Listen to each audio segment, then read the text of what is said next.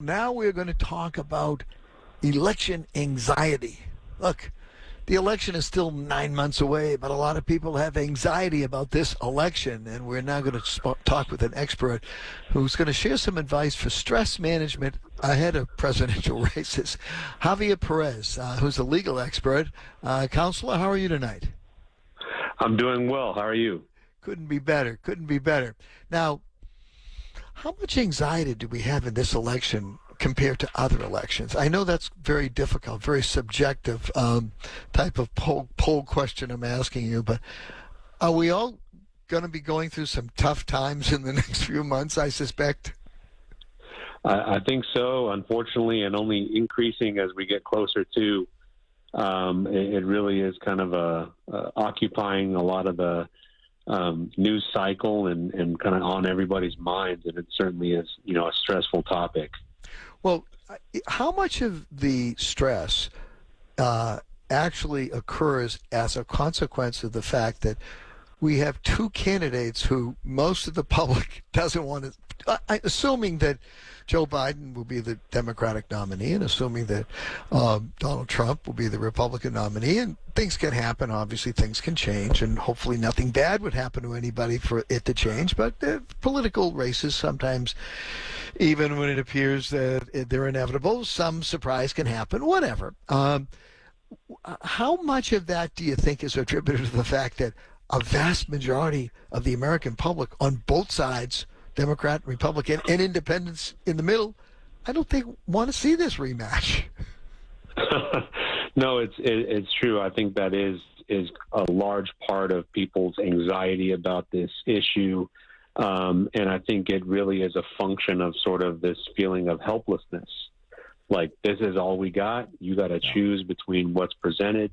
And that kind of compounds with everything else about the stakes feeling so high and there's nothing you can do about it. Well, I remember when Ronald Reagan was running in 1980, and I'm a baby boomer, so I was a little younger than I am today, and everybody's saying, "Oh my God, if we elect Ronald Reagan, he'll be close to 70 before he finishes his term."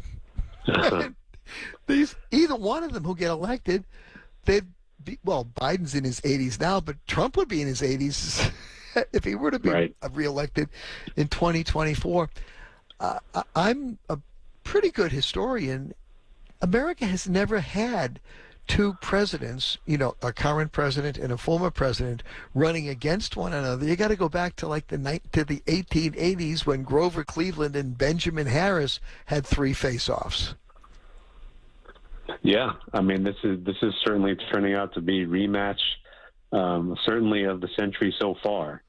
Well, of the 21st century, and we had no such rematch in the 20th century. There was, people came, they disappeared or whatever. They got elected, they didn't get elected, but these guys are just hanging around. And how do you? It's obviously, I assume, causing some disagreements within families. I know that for sure, talking to my callers. What other indicia of anxiety do you perceive? Yeah, I mean, I think they're in kind of all of our relationships is kind of the really challenging one to deal with. Is you're going to encounter at work, at home, in your neighborhoods, people who are on other sides of these issues, or other sides of these kind of the election kind of partisanship from you, and how do you deal with these people that you otherwise get along with or like, or maybe don't, but have to deal with anyway? I think that stress is kind of really making a mark on folks, but I think it also wears you down for this to be kind of hanging over you every day, where this has been presented to us as sort of, an end of world sort of showdown. And I think that, it really is presented like the stakes could not be higher, and, pick a side. So I think the way that's kind of manifested is, folks feeling helpless, as I was saying, both in terms of the choices we've got and sort of, you're not going to change anybody's mind. So how do you even go about your day? Yeah, it's sort of like fait accompli. And It was funny. I'm a baby boomer, so I grew up, during the Eisenhower, Kennedy, Johnson years, and you always had, President Johnson won re-election in '64, and then he decided, well, the Vietnam War, he wasn't going to run again, and then Nixon got elected twice, and he had to resign. We get that, and then Jerry Ford. So Jerry Ford was never elected president or vice president, and he loses to this guy Jimmy Carter from the South. Okay, and then Jimmy Carter's beaten by Ronald Reagan. And then Reagan has 2 terms. His vice president has 1, and this guy, popular guy from Arkansas, Bill Clinton, comes along.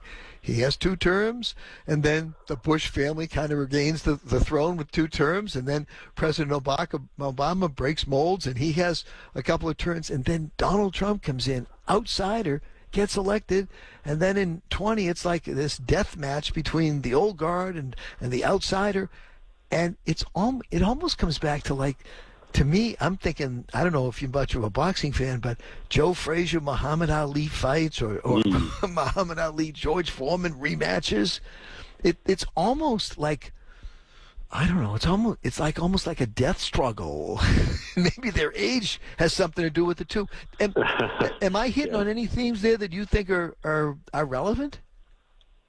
No, absolutely. I think the kind of the pressure that we all feel over this showdown is palpable, and I think the sort of divisive nature of today's politics has really kind of polarized everybody, one side or the other, and really nobody's happy with it, as you were saying earlier. It's really just kind of forming a malaise across the country about today's politics. Well, that was the word that Jimmy Carter used in 1979 or 78 when he talked about the country being in a malaise. And I think I watched that speech that night, and I thought to myself, you're not going to get reelected if you start talking about a malaise. And I had a chance as a TV reporter back in the day. I'm a talk show host. I got to interview all these guys, got to meet them up close and personal, which is a lot of fun. But I never remember, all through the 80s, all through the 90s, there was a lot of controversy about Ronald Reagan and then Bill Clinton. He had his controversies. But when the elections were over, it was like, okay, let's get along with our lives. But this is like one that no matter who wins, half the nation's really going to be upset. I think that's what's the problem too. Absolutely. I think there's that kind of built-in animosity or resentment, kind of no matter how this plays out.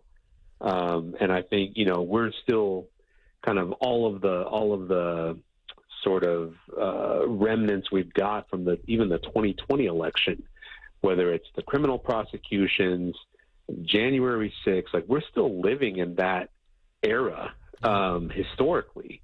And so we don't really have kind of that closure, and let's move on to this next 4-year term, because we are actually litigating, literally litigating things from the first cycle, from the first election. I certainly don't think that helps, and people have big feelings about those things as well, of course. It's funny, and I just want to bring it into contemporary, momentary context, and that is that last night at this time, all of us were rooting for whatever reason for the Chiefs or the 49ers.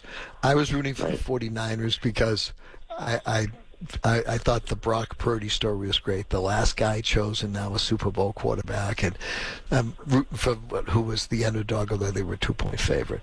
But today, it's over. Chiefs won. Football will be back next August, training camps, and we'll all start again, and we'll do it again. We go through these cycles. No one is disputing who won the game yesterday. People can discuss what plays were critical and what coaching decisions were bad, but we move on. Right. But we have not been able to move on from some of these elections, and I think you're right. I think you've nailed it, counselor, and that is that there is something called election anxiety, and I think I'm going to talk about it more in my show as the weeks and months go on. We'll probably have you back if you'd be so kind. I'm happy to rejoin and help us try to pick through this and detangle it. But no, I think you're dead on. This is something we're all experiencing together, and really none of us seem to be very happy about it. No doubt. Unfortunately. I was very happy having you as a guest tonight, and perhaps we'll do something again between now and the November election, maybe even between now and the coronation of the two candidates at the conventions, because once they're nominated at the nominating conventions, they're in the starting block. There's no going back from that point on. Javier Pérez, thanks very much. If folks wanted to get in touch with you, is there a quick or an easy way, a website or anywhere that you'd like to have folks be in contact? What would that be? No, absolutely. Thank you for having me. You can find me at javierperezlaw.com. Sounds great. Javier Pérez, thank you very much. Counselor Pérez. Thank you. Appreciate it. Thanks very much. Thank you.